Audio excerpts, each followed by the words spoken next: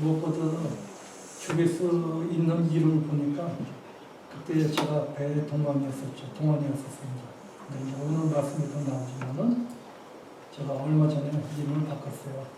나도 못 가는데 이렇게 살면 안 되겠어서 도전하는 마음으로 갈렙으로 이름을 바꿨습니다. 그래서 실제 현재는 저는 매달 이름으로 바꾼 겁니다. 그냥 뭐 영어 이름 붙이고 그런 것이 아니라 그런 마음으로 지금 살고 있습니다. 초대해서 감사합니다. 잠시 기도하겠습니다. 감사하신 주님, 주님의 자녀들과 함께 주중에 와서 찬양하며 또한 말씀을 같이 나누며 이 기쁨을 어찌 말로 표현할 수 있겠습니까? 이 세상의 많은 곳에서 주님 자유롭게 찬양하며 주님께 나가지 못하는 그런 형제 자매들이 있음을 알고 또한 이 세상에 많은 영혼들이 어둠 속에 갇혀 가까이 모르는 하나님 모르는 그 있음을 저들이 알고 있사오니 오늘 저들로 하여금 주님 앞에 나오는 또한 주님의 교회들이 이 시간에 찬양하며 나가게 해주시니 감사드립니다. 이것이 세상에 제일 가는 축복이 아니고 무엇이겠습니까? 주님, 오늘 저로 하여금 말씀을 전하게 해주셨고 말씀을 주셨었는데 주님이 받아주시옵고 또 다음 뒤의 말씀을 전할 수 있게 주님 인도해 주시길 바라고 원합니다. 감사드립니다. 주 예수 그리스도 이름으로 기도해 드립니다.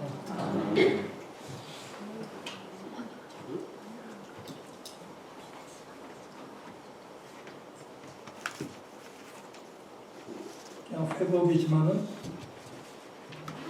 그 디베라 바데스의 그 회복으로 생각하셔도 괜찮습니다. 세상에 살아가면서 가장 값지고 그리고 꼭 있어야 할 것이 무엇이냐고 물어보면은 세상 사람들은 거의 다 돈이라고 얘기하죠, 그렇죠? 그런데 우리 크리스천들은 뭐라고 얘기하겠습니까? 뭐 어쨌든 간에 우리 주님 그리스도 예수라고 다 얘기할 것입니다. 근데 질문이 조금 이상하지만은 예수님의 어떤 면이 가장 좋습니까? 다 좋죠. 근데 그 중에 무엇이 제일 좋다고 보고 있습니까? 만물은 사랑이 없으면은 일찍 시들고 사라져가고 있습니다. 이것은 여러 가지 실험으로 다 입증된 거죠. 저들이 그런 케이스를 많이 알고 있습니다. 저들이 성경을 열었을 때 창세기 1장에서 하나님께서 말씀으로 만물을 창조하시고 보기 좋으셨다고 말씀하십니다. 이 좋아하신다는 말씀에는 하나님의 사랑이 포함이 되어 있는 것이죠. 요한복음 3장 16절 우리가 너무나 잘 아는 말씀입니다. 하나님의 세상을 이처럼 사랑하사 독생자를 주셨으니 세상을 이처럼 사랑하셨다고 말씀하십니다. 그리고 요한 1서 4장에 두 번이나 하나님은 사랑이시라고 말씀하시죠. 그리고 또한 기독교를 사랑의 종교라고 말합니다. 그런데 이 혼탁한 세상은 진정한 사랑이 무엇인지를 모르고 있어요. 그러면서 사랑을 말하고 노래를 합니다. 사실 저들도 주님을 만나기 전에는 진정한 사랑이 무엇인가를 몰랐었을 겁니다. 물론 여기서 연애를 하고 또 여러 가지 사랑에 대해서 권하겠던 분들이지만은 그러나 그는 작은 사랑을 알았다 뿐이죠. 진정 사랑은 사실 모르고 있었던 겁니다. 주님을 구주로 믿고 따르는 우리들도 많은 경우에 주님을 사랑한다고 찬양하지만은 그러나 마음속 깊이 그 뜨거움 속에서 찬양하는 경우가 그렇게 많지 않다고 봅니다. 그냥 건성으로 찬양하니까 찬양한다고 하는 저들의 그 모습도 볼 수가 있습니다. 어떻게 뜨거웠던 그 주님을 향한 첫사랑을 회복할 수 있는 건가? 그것이 저는 가장 중요하다고 보고 있습니다. 오늘 봉독한 말씀의 그 21장은 예수님께서 부활하신 후에 제자들에게 3번 나타나신 그 디베라 바다에서의 사건입니다. 앞에 2장에서 13절까지 베드로를 포함한 7 제자들이 밤새 그 그물을 내렸었어요. 근데 아무도 잡지 못하고 이제 새벽이 돼서 허탈해지며 지쳐 있는 때에 누군가는 그 어둠 바닷가에서 해변가에서 이들을 향해서 말씀하십니다. 친구들 고기 좀 잡았어? 아니요.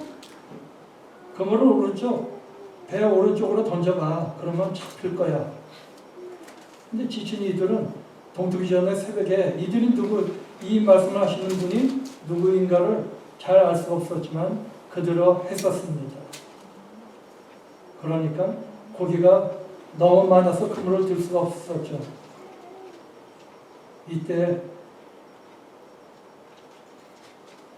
그 주님께서 사랑하는 제자가 이 말씀하신 분이 누구인가를 즉시 알고 베드로에게 주시라고 말씀하시니까 그는 급히 주님께 가려고 물속으로 뛰어들었습니다. 베드로에게는 이 같은 일이 3년 전 주님을 만났었을 때 게네사렛 호수에서 겪었던 일입니다.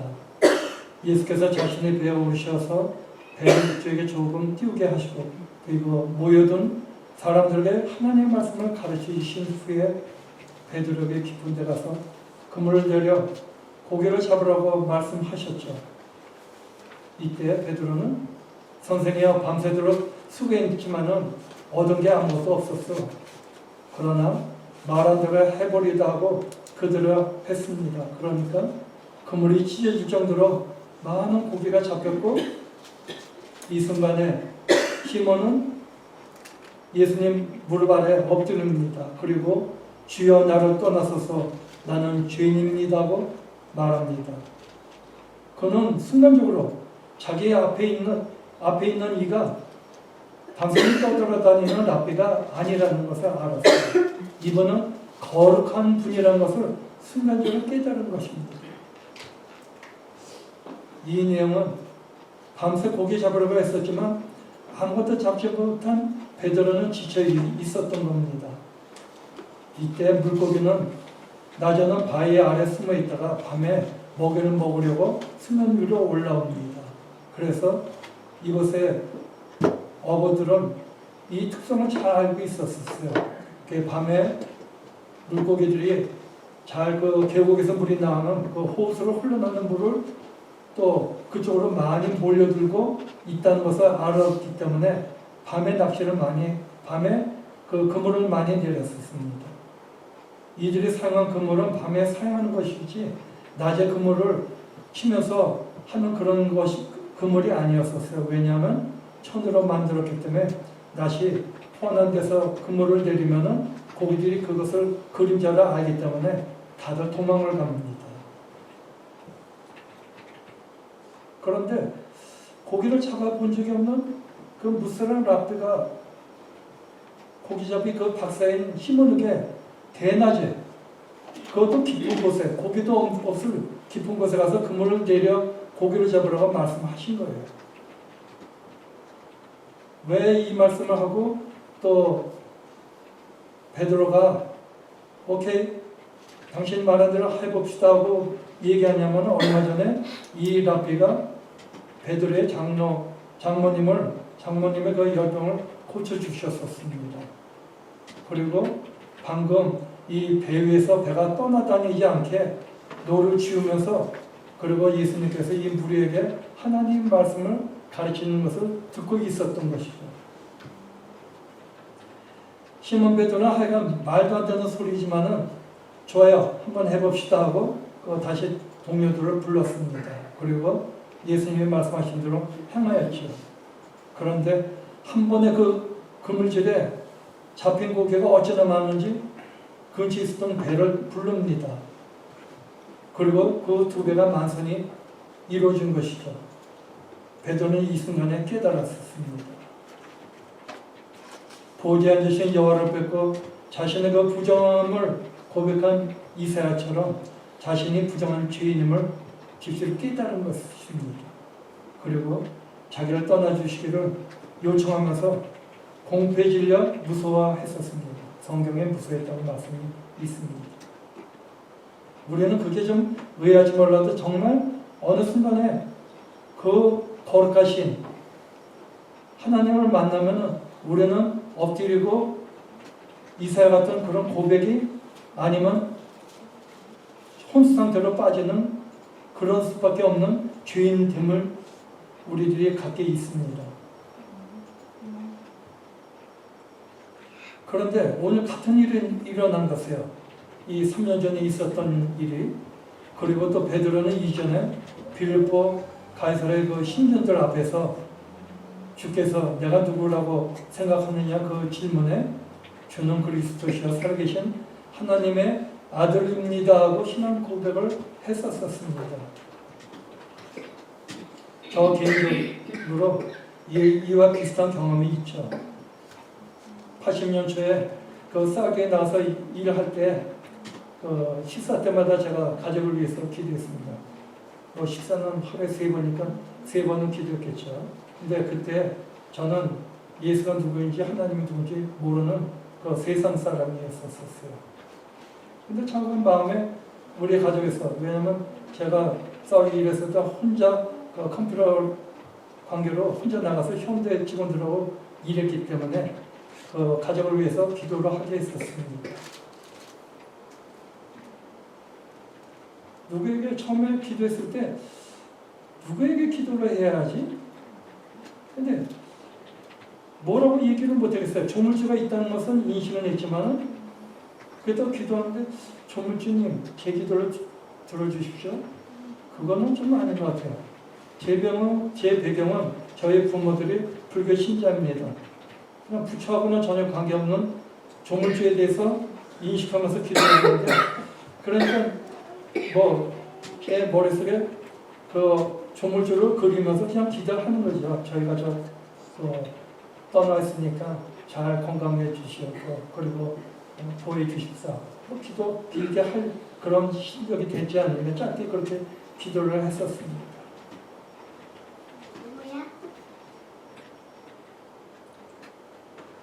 그런데 제가 이제 90년 후반이 되면서 주님을 만나죠. 그때 제게 다가오신 분이 제석에서 그걸 말했던 조물주, 바로 하나님이라는 걸 깨달은 거예요. 그때 제가 어떻게 표현하면, 그런데 당신이라는 얘기를 못하죠. 왜? 하나님한테 당신이라고 어떻게 얘기를 하세요? 그런데 속으로 당신이 바로 그 조물주, 내가 기대했던 조물주, 지금까지 있었던 하나님이셨네요. 완전히 놀랐었던 겁니다. 그게 저뿐만은 아니잖아요. 그렇죠? 성도 여러분, 베드로같이 십자가 주님을 만났을 때 우리는 다 저는 죄인입니다. 어찌 더럽고 취약한 저에게 오셔서 이 은혜를 베풀어 주십니까 하고 다들 고백하지 않았습니까? 우리 거듭나고 주님 앞에 나갔던 분들은 다 이런 고백이 있었습니다. 그리고 그 십자가의 사랑을 깨달았을 때 우리는 눈물을 흘리고 감사드렸죠. 그리고 잘 아는 우리의 찬송가 405장을 이 저절로 우리 입술에서 나온 것이죠. 나 같은 죄인 살리심. 다들 그런 경험이 있었을 것 같습니다. 그런데 이 회상을 하면서 주님 앞에 나갔었을 때 자비하신 그 주님은 그 밤새 지친 제자들을 위해서 숯불을 펴놓으셨어요. 그리고 그 위에 생선과 빵을 준비하시면서 제자들에게 어서들 와서 조반을 불라고 부르십니다. 제자들은 주님이신 것을 알았었죠. 그런데 아무도 얘기를 못하는 거예요. 침묵 속에서 조반을 들었고, 그리고 예수님은 음식을 들으면서 제자들의 직접 서빙을 하셨었습니다. 오늘 말씀은 그 식사가 끝난 후에 이제 예수님이 불나시는 처음으로 베드로에게 말씀을 하시는 장면이죠. 이전 같으면은 베드로가 가만히 있었겠습니까? 주님, 여기 계셨어요? 살아계셨어요? 하고 뭐라고 얘기했었을 것 같습니다. 그런데 앞서 부활하신 주님이 3번이나 갑자기 제자들 앞에 나타나셨을 때 아무 말도 못하고 어정쩡한 눈치로 살폈었을 거예요. 우리가 일반 생각해도 그 베드로의 어떤 행위를 하는 것을 알잖아요. 그냥 베드로에게 첫 말씀으로서 그래 그동안 잘 지냈어? 그러셔도 충분한 됩니다. 누가 뭐라고 할 사람이 없었죠. 그런데 베드로에게 첫 번에 말씀하신 것이 베드로의 이름이 그런 시몬이었습니다. 작은 돌 시몬으로 부르셨던 것이죠. 그 공생의 기간에 부르셨던 베드로가 아닌 그 본래 이름을 부르셨던 것입니다. 그리고 이 사람들보다 나를 더 사랑하느냐? 이 질문에 베드로는 그 추회 만찬 후에 주께서 제자들과 함께 감난산으로 가시면서 제자들에게 말씀하시죠. 오늘 밤에 너희가 다 나를 버려. 이 말씀에 혁이 참 그 베드로가 서슴없이 얘기를 합니다. 다 주를 버릴지라도 나는 결코 버리지 않을 거예요. 그것이 또 알았습니다. 그리고 예수님을 부인하며 저주까지 했던 것이 생각이 떠올랐겠죠. 예수님은 그 이를 모면하려고 예수님이 제자가 아님을 두 번이나 부인했고 그리고 세 번째는 저주까지 하면서 그 위구를 벗어나려고 했었습니다. 언제입니까? 예수님께서 이제 결박당하고 그 대제사장들에서 신문을 받았을 때 그는 지켜보았었어요. 그런데 옆에 있었던 하석들이 이자가 바로 저기 있는 예수라는 자의 제자라고 얘기하니까 아니라고 그것을 모면하려고 제자가님을 부인하면서 세 번째는 저주까지 했었던 것입니다. 앞서 두 번 부활하신 주님을 만났지만은 주께서는 그에게 아무 말씀도 안 하셨었어요. 여러분이 베드로의 입장에서는 주님이 두 번이나 부활하시고 나서 만나셨는데 그 베드로에게 아무 말씀을 안 하셨으면 어떤 심정이 있겠었습니까? 참 마음이 착잡하고 얼굴을 못 들지 않았겠습니까? 그러나 오늘 그 베드로가 요한을 통해서 주님이시다는 그 말을 듣자마자 그냥 물속으로 뛰어들고 주님 앞으로 나갔은 것을 봤을 때 아직 주님에 대한 사랑이 그 어떤 것은 아니었었습니다. 이 질문에 그는 이전과 같이 떠벌리지 않고 예 주님 주를 사랑하는 줄 주께서 아십니다고 대답을 합니다. 예 주님은 놀랍게도 내 어린 양을 먹이라고 명령하십니다. 생각지 못했던 말씀이시죠. 저는 물론 다른 걸로 얘기도 하실 수 있지만은 그에게 어린 양을 먹이라고 그 살게 되는 것을 그 임무를 내려주시는 것이죠. 그리고 두 번째는 그 비교된 것은 빼시고 요한의 아들 시몬아 내가 나를 사랑하느냐 묻습니다. 베드로는 처음과 같이 대답하였고 주님은 내 양을 쳐라 명령하시고 또 다시 세 번째로 요한의 아들 시몬아 내가 나를 사랑하느냐 반복해 물으시니까 베드로는 위축되고 그리고 근심하여 대답합니다. 이제는 예 주님이라는 말도 못하는 것이에요. 주님은 모든 것을 아시는데 제가 주님을 사랑하는 것을 주께서 아십니다. 자신의 그 주님에 대한 작은 사랑을 말하고 있습니다. 주님과의 이 대화는 6 제자들이 지켜보는 가운데 있었던 것입니다. 예수님은 자신을 3번 부인한 것에 대해서 결코 나무라지 않으셨어요. 그리고 오히려 조용히 3번의 그 질문을 통해서 그 베드로 자신의 주님을 향한 사랑을 확인케 하시고 그리고 주님의 관계를 회복시키고 있으신 겁니다. 처음 베드로에게 말씀하신 대로 그 고기 잡는 어업에서 사람을 낚는 복음 전도자로 세우시는 것이죠.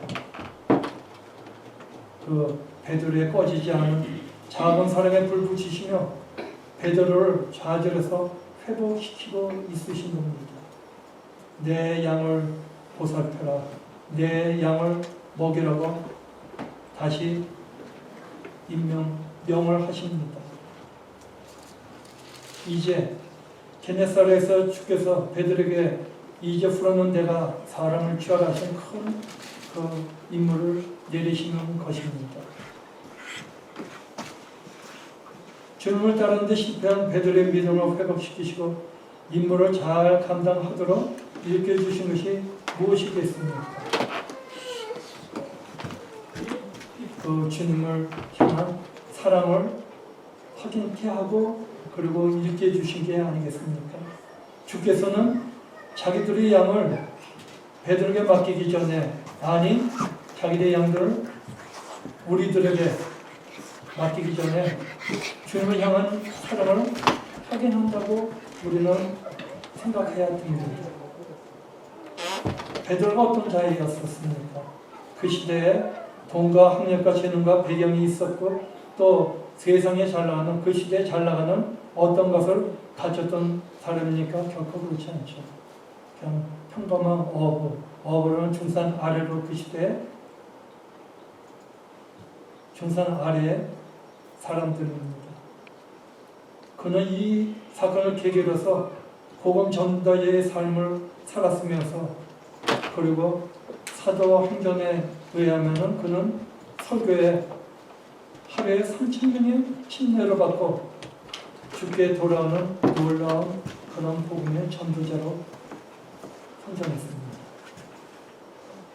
일설에는 그는 마지막 때 십자가에 매달려서 죽을 때 처형을 당할 때죠. 처형을 당할 때 자기는 주 예수 그리스도처럼 죽을 수 없다고 해서 거꾸로 매달려 죽었다는 그런 일설이 있습니다.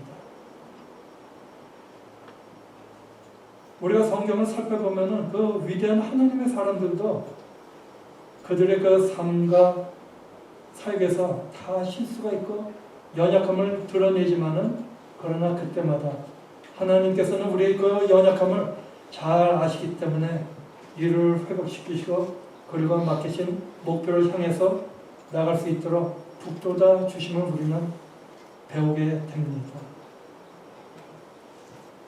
야고보서 5장에 엘리야는 우리와 성정이 같은 사람이로되 저가 비오지 않기를 간절히 기도한즉 3년 6개월 동안 땅에 비가 아니오고 다시 기도한즉 하늘이 비를 주고 땅이 열매를 내었느니라 말씀하십니다. 그렇습니다. 엘리야 그러면은 굉장히 위대한 선지자입니다. 능력의 선지자입니다. 제 아들은 아들을 낳기 전에요. 아들을 낳아서 첫 번째 아들이 일라이자, 영어로는 일라이자고 우리말로는 엘리야를 이름을 지었어요. 하나님이 얼마나 엘리야가 얼마나 능력이 있습니까? 그렇죠? 우리가 잘 알죠. 그리고 하나님이 부르셔가지고 불꽃으로 저거 그냥 천국으로 가지 않습니까? 그런데 이 성경에서 말씀하시는 엘리야 그도 또한 우리와 같은 성정이 똑같은 사람이라고 얘기합니다. 엘리야가 850명의 선지자를 다 처리한 후에 이사벨이 너 내일 죽일 거다 하고 했을 때 얼마나 몸소리 치면서 도망가면서 숨고 여호와께 얘기합니까? 이제 저를 죽여주십시오 하고. 얼마나 무서운 것 같아요? 우리와 똑같습니다. 담대함은 있었지만 그러나 그도 연약한 존재라는 것이죠. 우리가 잘 아는 그 한국의 평양대각성은 시작은 그때 그 조선에 와 있었던 외국 선교사들이 그 모임에서 자신들에게 맡겨진 그 양들인 조선인들을 그 추하고 하찮고 아주 지저분하게 생각하면서 그들에게 나갔던 것을 고백하고 회개함으로써 시작됐다고 합니다. 그것은 우리가 잘 알죠. 우리의 마음속에 진정으로 하나님을 사랑합니까? 주님에 대한 사랑이 회복돼야 우리는 이웃을 사랑할 수 있고 그리고 우리는 선교와 전도로 세상의 복음을 전할 수 있다고 저는 믿습니다. 이외에는 방법이 없습니다. 세상에 알지 못하는 주께서 우리에게 보여주신 그 십자가의 사랑을 통해서 우리는 가정을 세우고 그리고 믿음의 공동체를 세우고 하나님 나라를 세워 나가야 합니다. 말씀이 있죠. 하나님을 가까이 하라. 그래야만 하나님도 너에게 가까이 하시리라. 이 말씀을 우리 생각을 해야 되고 또한 다시 한번 오늘 말씀을 생각하면서 우리의 마음을 새롭게 하고 하나님이 기뻐하시는 그런 삶을 살리려고 다짐하는 이 시간이 되기를 원합니다. 잠시 이를 위해서 우리 한 1분 정도 같이 기도를 하죠. 감사합니다.